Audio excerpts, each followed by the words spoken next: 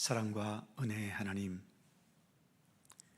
10월의 마지막 날 이 새벽을 또 주님 안에서 주님께 기도하며 맞이할 수 있도록 이끌어 주심을 감사드립니다. 하나님 앞에서의 우리는 늘 죄악되고 잘못되고 실수와 허물투성이로 살아가지만 우리 각자에게 우리 하나님은 언제나 옳은 분이시며 정직한 분이시며 진실한 분이시며 온전하신 하나님이심을 믿습니다.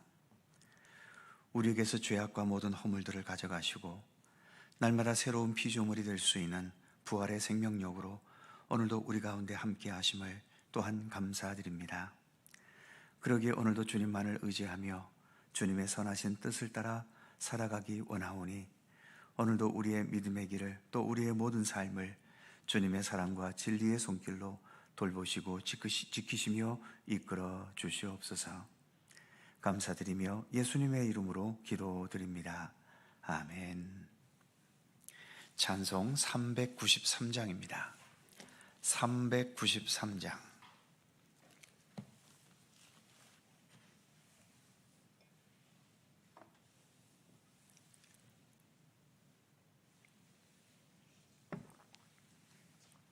(393장) 함께 찬송합니다. 오 신실하신 주 내 아버지여, 늘 함께 계시니 두려움 없네. 그 사랑 변찮고 날 지키시며 어제나 오늘이 한결같네. 오 신실하신 주, 오 신실하신 주, 날마다 자비를 베푸시며 일용할 모든 것 내려주시니 오 신실하신 주, 나의 구주. 봄철과 또 여름 가을과 겨울, 해와 달 별들도 다 주의 것. 만물이 주 영광 드러내도다. 신실한 주 사랑 나타내네. 오 신실하신 주, 오 신실하신 주, 날마다 자비를 베푸시며 일용할 모든 것 내려주시니 오 신실하신 주, 나의 구주. 내 죄를 사하여 안위하시고 주 친히 오셔서 인도하네. 오늘의 힘되고 내일의 소망, 주만이 만복을 내리시네. 오 신실하신 주, 오 신실하신 주, 날마다 자비를 베푸시며 일용할 모든 것 내려주시니 오 신실하신 주, 나의 구주. 아멘. 잠언 10장 1절입니다. 구약 920년 잠언 10장 1절에서 5절까지의 말씀입니다. 잠언 10장 1절에서 5절까지 다 함께 한 목소리로 봉독합니다. 솔로몬의 잠언이라. 지혜로운 아들은 아비를 기쁘게 하거니와 미련한 아들은 어미의 근심이니라. 불의의 재물은 무익하여도 공의는 죽음에서 건지느니라. 여호와께서 의인의 영혼은 줄이지 않게 하시나 악인의 소욕은 물리치시느니라. 손을 게으르게 놀리는 자는 가난하게 되고 손이 부지런한 자는 부하게 되느니라. 여름에 거두는 자는 지혜로운 아들이나 추수 때에 자는 자는 부끄러움을 끼치는 아들이니라. 아멘. 본문 앞부분인 1장에서 9장까지는 잠언의 총론이라고 할 수 있고, 이제 10장부터는 잠언의 강론이라고 할 수 있습니다. 강론, 각자라는 얘기죠. 그래서 이런저런 말씀의 내용들이 순서 없이, 때로는 흐름도 없이 여러 교훈들이 단편적으로 그렇게 가르쳐지고 있습니다. 많은 말씀들이 한 개의 절 안에서 두 개의 대조적인 내용을 비교하는 그런 형식인 경우가 많이 있지요. 이제 잠언의 강론들을 또 하나씩 살펴보겠습니다. 먼저 1절 말씀을 보면 솔로몬의 잠언이라. 지혜로운 아들은 아비를 기쁘게 하거니와 미련한 아들은 어미의 근심이니라. 여기서 지혜로운 아들과 미련한 아들을 대조시키고 있지요. 여러 성도님들은 여러분의 자녀들이 어떤 사람이 되기를 바라십니까? 부모도 부족한 인간이기 때문에 그 부족함 속에서 하나님의 뜻이 아닌 육신의 욕심을 가질 때가 있지요.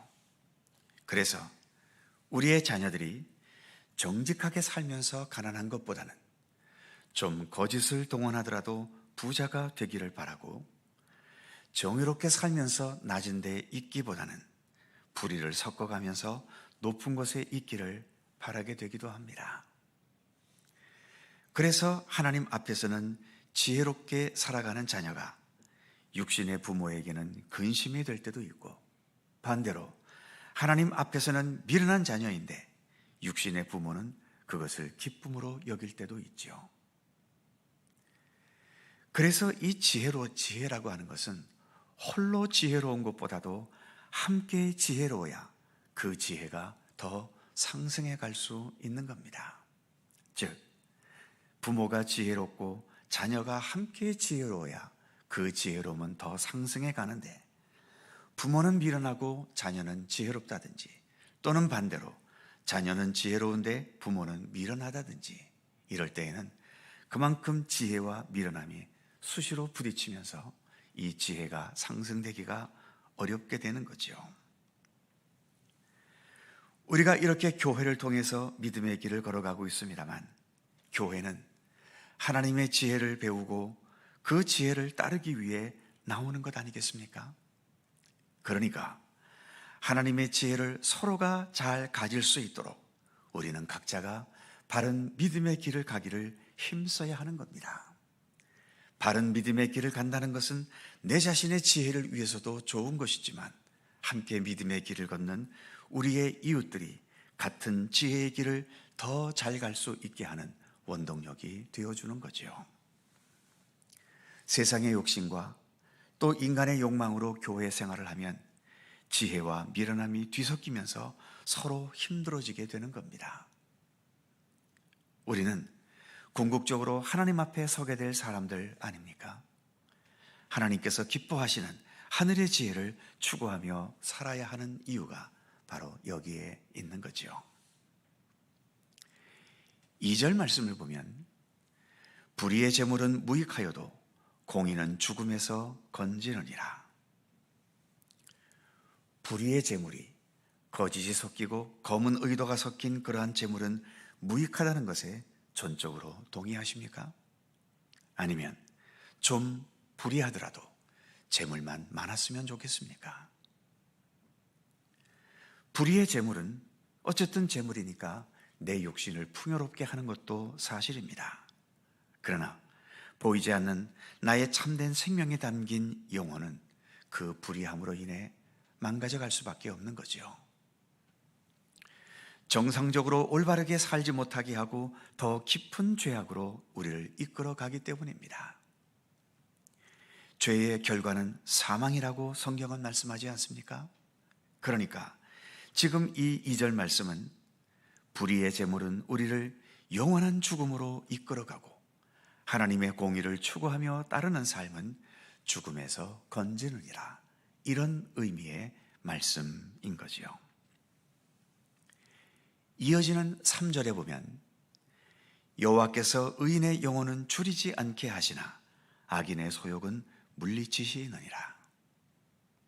예수께서 산상수훈 중 팔복 말씀에서 말씀하시기를 의에 줄이고 목마른 자는 복이 있나니 그들이 배부를 것이며, 의인은 하나님의 의에 줄이고 하나님의 의에 목말라 할 줄 아는 사람들입니다. 이 세상에서 벌어지는 전쟁과 범죄와 차별과 폭력과 거짓과 가짜들이 판을 치는 이 세상을 보면서 하나님의 의로운 통치가 내려지기를, 그런 하나님의 참된 통치가 이 땅 위에 속히 찾아오기를 굶주린 사람들이 애타게 찾듯 목마르게 사모할 줄 아는 것, 그렇게 하나님의 의를 절실하게 간절하게 간구할 줄 아는 것이 의인이며 복 있는 자의 모습이라고 예수님도 말씀하셨던 것입니다.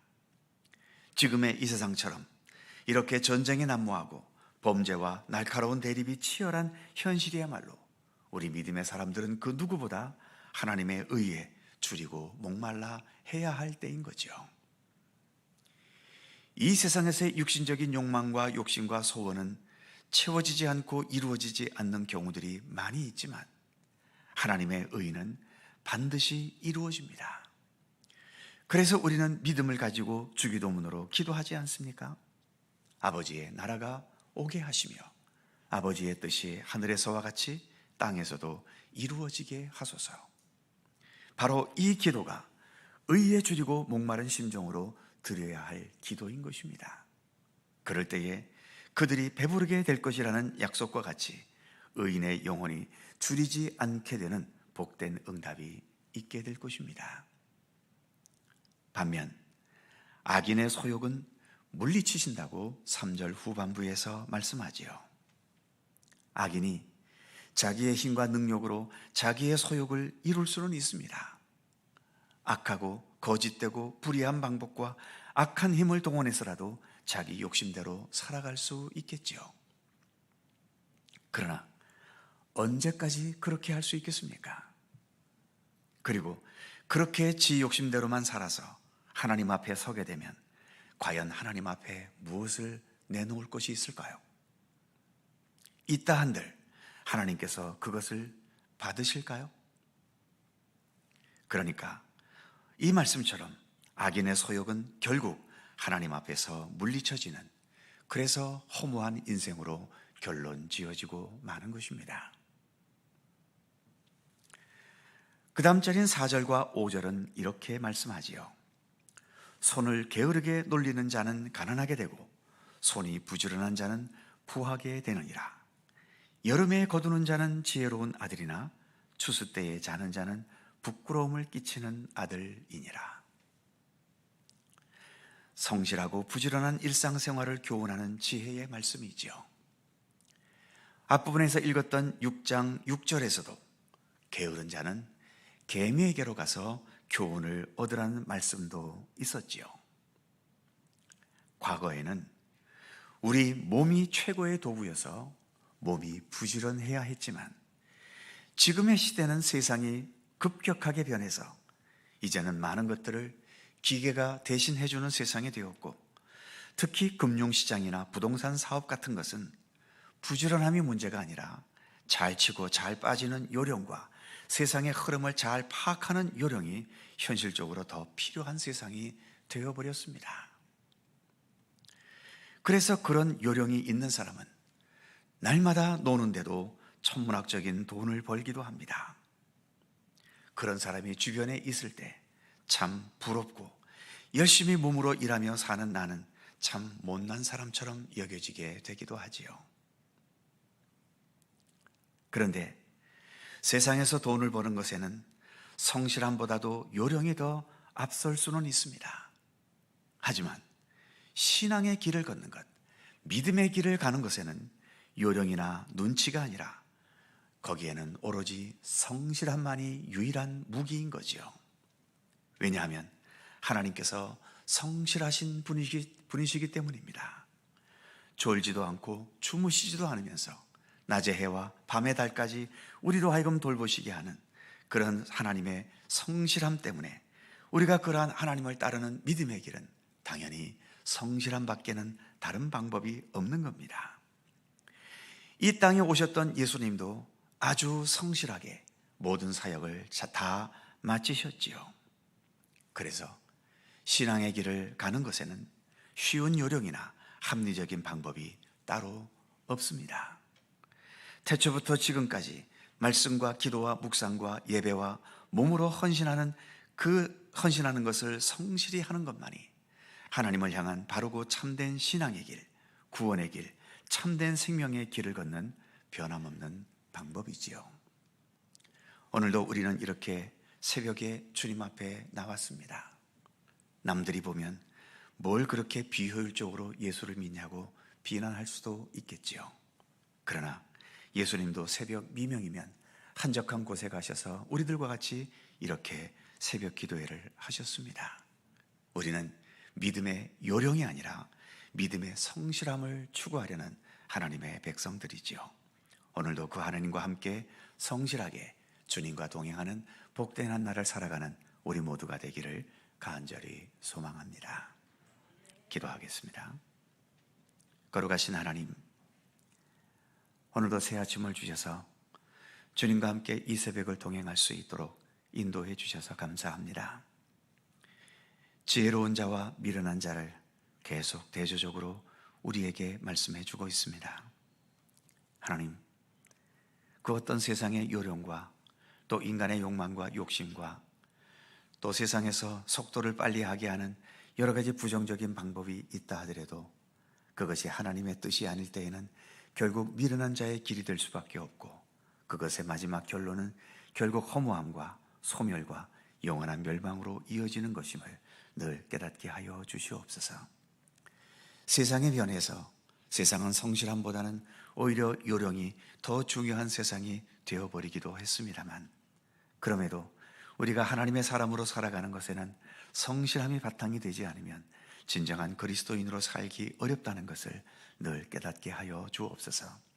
특별히 저희들에게는 이처럼 새벽 시간까지 주님 앞에 나와 기도할 만큼 세상적으로는 비효율적이지만 그래도 우리에게 이러한 믿음의 성실함을 허락해 주셨사오니 늘 감사한 마음으로 우리 예수 그리스도의 발자취를 따라 늘 이렇게 변함없이 새벽을 밝히며 주님의 말씀과 더불어 참된 경건의 삶을 성실히 살아갈 수 있도록 우리의 믿음을 붙들어 주시기를 원하옵고 기도합니다. 오늘도 새날을 주셔서 감사합니다.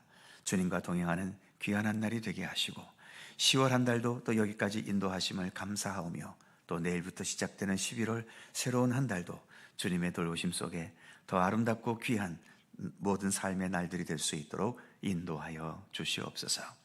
오늘도 간절히 간구하는 우리들 모두의 기도의 제목을 하나님 기억해 주시고 어떠한 기도이든 사람의 욕망과 뜻대로가 아니라 하나님의 선하신 뜻 가운데 응답되고 이루어지도록 함께해 주시옵소서.